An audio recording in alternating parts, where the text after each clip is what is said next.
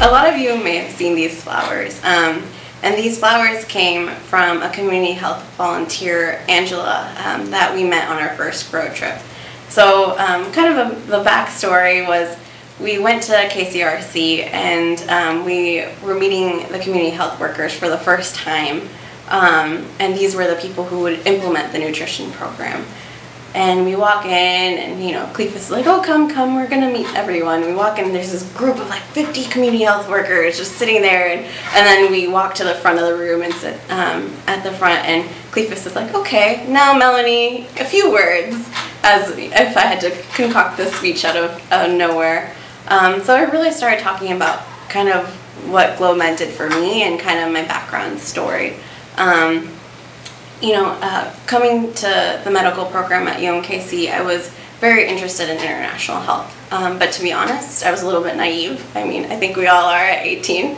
But I really wanted, I knew that was in my future, but I just didn't have the path. And working with GlobeMed and being partnered with an NGO where as a student you get to develop these programs and you get to discuss these things about global health issues that you wouldn't get in your normal curriculum.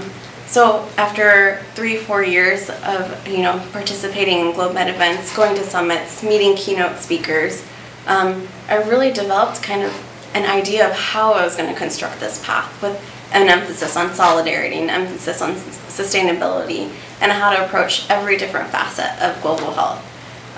So I kind of talked about that when I was presented in front of all these community health workers. And then at the end of the session, we were walking out when someone comes up to me and she puts something in my hand, and it's a piece of paper. And then we were kind of shuttled off because we had a lot of events for the day.